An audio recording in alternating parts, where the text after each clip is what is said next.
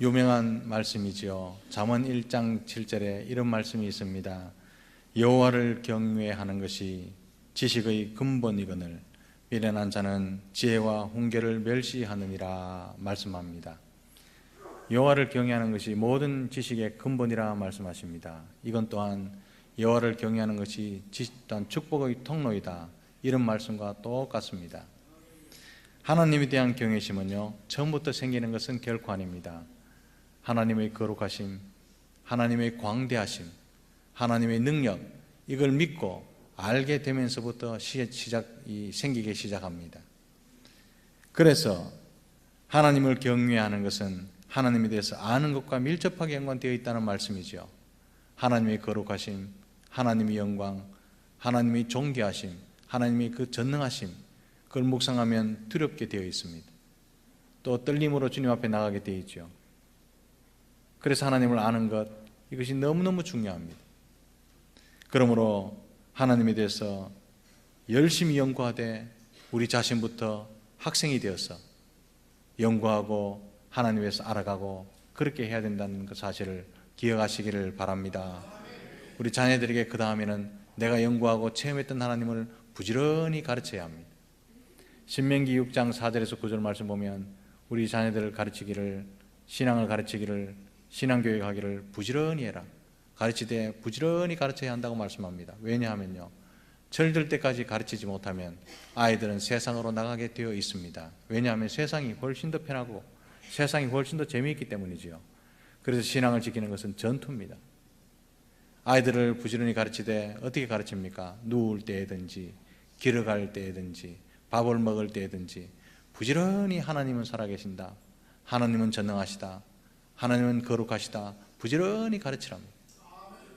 이런 성도님들 가정 되시기를 주님의 이름으로 축복합니다.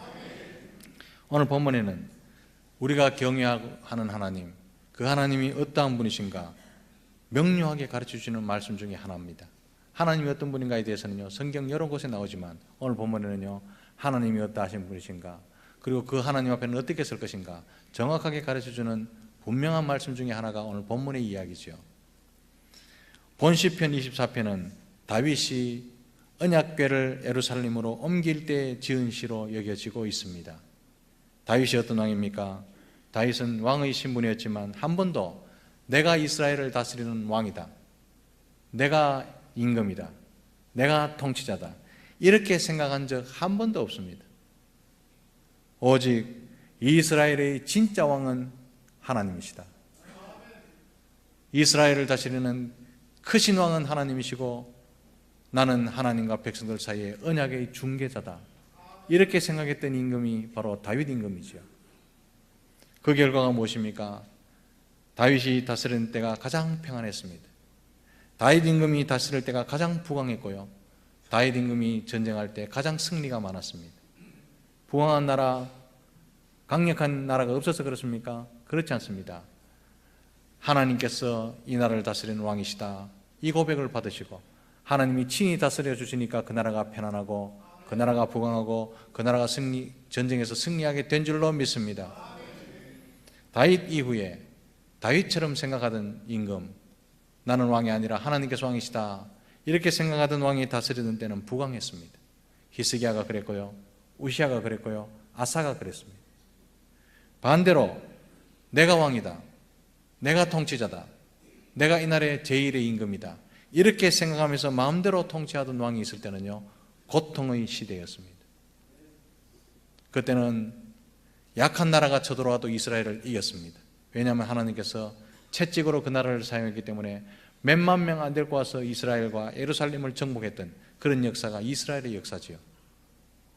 그래서 왕들뿐만 아니라 온 백성들이 우리의 임금은 하나님이시다, 우리의 진정한 통치자는 하나님이시다, 이 사실을 늘 명심해야 했습니다. 이와 같이 하나님께서 이스라엘의 진정한 왕이심을 늘 상기하면서 살아야 되는데 그 사실을 상기하도록 불렀던 노래가 본시편 24편이라는 말씀입니다. 1, 2절에 보면 다윗은 하나님이 이스라엘의 왕이실 뿐만 아니라 온 우주의 창조주이심을 선포하고 있습니다. 세상 사람들은요, 하나님을 지상에 아주 작은 한 나라 이스라엘에 국한된 신이라고 생각했습니다. 성경에 보면요, 고대 근동지방의 전쟁은 신들의 전쟁이잖아요. 블레셋 사람들이 말합니다. 이스라엘의 신이 나왔다. 이스라엘의 신은 산의 신이다. 작은 한 나라의 신이라고만 생각했죠. 그러나 사랑하는 성도 여러분, 하나님은 결코 작은 신이 아니십니다. 온 세상을 다스리시고 온 우주를 만드시는 통치자이신 왕이심을 믿으시기를 바랍니다. 그 1절 말씀에 기록되어 있습니다. 땅과 거기에 충만한 것과 세계와 그 가운데에 사는 자들은 다 여호와의 것이로다. 1절에 땅과 거기에 충만한 것은 인간 외의 모든 피조물들을 말합니다. 그리고 세계와 그 가운데 사는 자는 지구상에 있는 모든 인류를 말합니다. 그러므로 하나님은 모든 생물의 창조주시고 모든 인생의 주인이심을 선포하고 있는 거죠. 이게 기본 지식입니다. 사랑하는 성도 여러분, 하나님께서 만물의 주인이심을 믿으시기를 바랍니다. 인간은 어리석게도 돈 많으면 그 돈의 자기 건 줄 압니다. 땅이 넓으면 땅이 자기 건 줄 압니다. 인간이 아무리 돈이 많고 권력이 있어도 그것은 단지 빌려 쓰고 있을 뿐입니다. 이걸 모르는 사람은 어리석은 자가 되고 이것을 아는 사람은 지혜로운 사람이 되는 거죠. 땅 위에 궁궐 같은 집을 짓고 부귀와 권세를 누리며 살아도 주인이신 하나님께서 이제 방 빼라, 나가라, 그렇게 말씀하시면 비우고 나가야 하는 것이 인간의 위치라는 말씀이죠. 이것을 가르쳐야 하고 이것을 알아야 한다는 것이 기본 진리입니다. 그래서 인생의 행복은 얼마나 많이 가지고 있느냐, 얼마나 많이 차지하고 있느냐, 여기에 달린 것이 아니고 창조주 하나님을 알고 그를 섬기는 데 있음을 믿으시기를 바랍니다. 이게 인간의 행복이죠. 2절 말씀에 재미있는 표현이 나옵니다. 터를, 그리 땅입니다. 땅을 바다 위에 세우시고 강들 위에 건설하셨도다. 시적 표현 같지만 과학적으로 정확하게 맞는 말씀입니다. 다윗이 어떻게 이렇게 과학적으로 정확하게 알 수 있었을까요? 영적 지혜라고 생각합니다. 우리가 과학 시간에 땅은 멘틀이라는 액체 위에 떠 있다, 그것을 배웠습니다.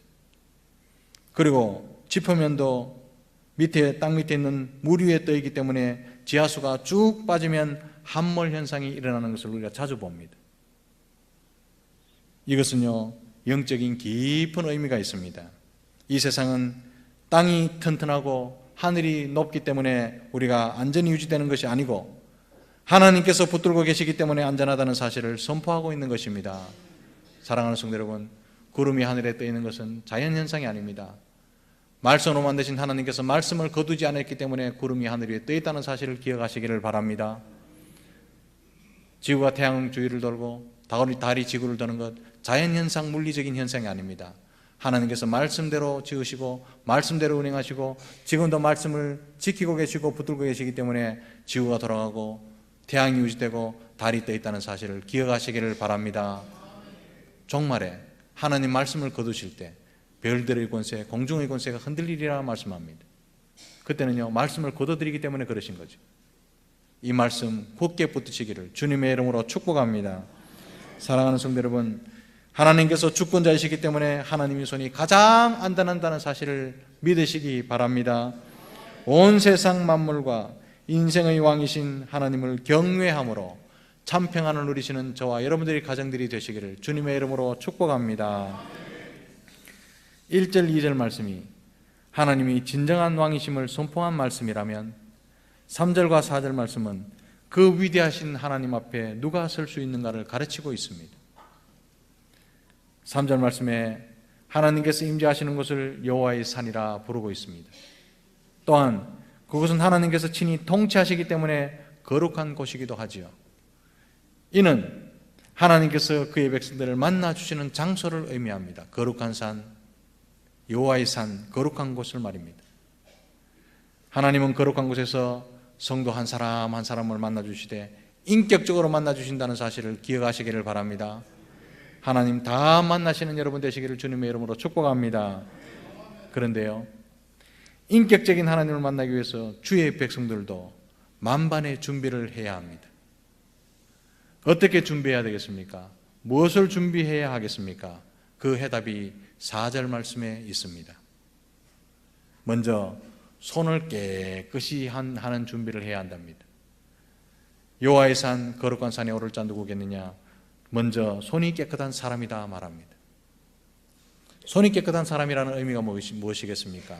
시편 18편 20절 말씀에 보면 여호와께서 내 의를 따라 상 주시며 내 손의 깨끗함을 따라 내게 갚으셨으니 라고 말씀합니다. 이 말씀을 참고한다면 손이 깨끗한 사람이라고 하는 것은 관계가 깨끗한 사람, 인간관계가 원만한 사람, 도덕적으로 깨끗한 사람, 그 사람을 의미합니다. 손이 깨끗한 사람은요, 예의가 바릅니다. 고린도전서 15장에 보면 사랑은 무례히 행치 아니하고 사랑은 무례히 행치 아니하고 말씀을 아는 사람은 무례히 행치 않습니다. 예의를 지킵니다. 말을 해도 함부로 하지 않습니다. 관계가 바릅니다. 그리고 그 입술에 괴사함이 없습니다. 마음에 음흉함이 없습니다. 겉모술수를 쓰지 않습니다. 하나님을 두려워하는 사람은 세상을 이렇게 살아가게 될 줄로 믿습니다. 이게 손이 깨끗한 사람이죠. 두 번째는요, 청결한 마음 상태를 준비하랍니다. 마음이 청결한 사람이 거룩한 것에 설 수 있답니다. 마음이 청결하다는 뜻이 무엇입니까? 예수님도 이렇게 말씀하십니다. 마음이 청결한 자는 복이 있나니 하나님을 볼 것이며, 사랑하는 성도 여러분, 하나님은 마음으로 볼 수 있다는 사실을 기억하시기를 바랍니다. 마음에 때가 묻지 않기 위해서는 생각이 정직하고 의도가 정직하고 과정이 정직하고 목적이 정직한 것을 말하지요. 사랑하는 성도 여러분, 성도들이 세상을 사는 가장 강력한 무기가 뭔 줄 아십니까? 정직인 줄 믿습니다. 정직한 성도는 세상을 정복할 수 있습니다. 하나님 면전에 서는 성도는 정직하게 될 줄로 믿습니다. 세 번째로, 뜻을 허탄한 데 두는 사람이 아니랍니다. 이 말씀은요, 10계명 중에 세 번째 계명과 연관된 말씀입니다. 하나님 자리에 헛된 재물을 올려놓지 않습니다. 하나님 자리에 명예를 올려놓지 않습니다. 하나님 자리에 욕심을 올려놓지 않습니다. 하나님 자리에 어떤 것도 올려놓지 않는 마음이 깨끗한 사람, 뜻을 허탄한 데 두지 않는 사람, 그런 사람을 말하죠. 네 번째로는 거짓 맹세를 하지 않는 사람이라고 말합니다. 여기에 말씀하는 거짓 맹세는 지킬 의도도 없으면서 단지 자신의 유익을 위해서, 자신이 손해보지 않기 위해서 약속을 남발하는 것을 의미합니다. 내가 무엇이 되면 이거 하겠습니다. 내가 저거 하면 저거 하겠습니다. 공약을 남발하는 사람, 이런 사람이요, 거짓 맹세하는 사람이죠. 이 말씀들을 종합해 볼 때 여호와의 산에 오를 자가 누굽니까? 도덕적으로, 영적으로, 관계적으로 온전한 사람인 줄로 믿습니다. 사랑하는 성도 여러분, 여기 앉은 모든 성도님들 이런 온전한 사람들 되시기를 주님의 이름으로 축복합니다. 문제는 이런 사람이 있겠느냐 하는 것입니다. 이렇게 살 수 있는 사람이 있을 수 있겠습니까? 아무도 없습니다. 그래서 우리에게는 하나님의 은혜가 절실히 필요한 줄로 믿으시기를 바랍니다. 은혜로만 살 수 있습니다. 거룩한 곳에 서는 것도 오직 하나님이 은혜로 덮어주셔야만 가능하고 하나님 앞에 나갈 수 있어 하는 사실을 기억하시기를 바랍니다. 하나님의 은혜가 필요한 거죠. 하나님의 백성이 되는 것도, 우리가 하나님의 자녀가 된 것도 우리의 공로가 아니었습니다. 오직 하나님의 은혜로 된 것임을 기억하시기를 바랍니다. 주님의 말씀대로 사는 것도 하나님의 은혜가 없으면 절대로 될 수 없습니다. 그래서 성도는요, 늘 은혜를 구해야 한다는 사실을 명심하시기를 바랍니다. 하나님 은혜가 필요합니다. 하나님 주님 앞에 나가는데 은혜가 필요합니다. 말씀을 지키는 데도 은혜가 필요합니다. 관계를 회복시키는 데도 은혜가 필요합니다. 내 이 피 묻은 손을 깨끗하게 하는 것도 하나님의 은혜가 필요합니다. 은혜를 구하기 위해서, 은혜의 그늘 아래에 있기 위해서 몸부림치시는 저와 여러분 되시기를 주님의 이름으로 축복합니다. 은혜만이 살 길입니다. 사랑하는 성도 여러분, 은혜 충만하게 사는 길은 말씀과 기도의 자리로 나가는 방법 외에는 없다는 사실을 기억하시기를 바랍니다. 이렇게 은혜를 몸부림치면서 구하는 모습을 자녀들에게 보여주고 다음 세대에게 보여주는 것이 참된 신앙 교육인 줄로 믿습니다. 이런 공동체가 살아나고 이런 가정이 살아나고 이런 개인이 복받게 될 줄로 믿습니다. 하나님 이런 성도를 만나주시고 이런 성도를 통해서 하나님을 나타내 보여주실 것입니다. 하나님을 경외함으로 늘 은혜 안에서 거룩한 곳에 서시는 저와 여러분들 다 되시기를 주님의 크신 이름으로 축복합니다.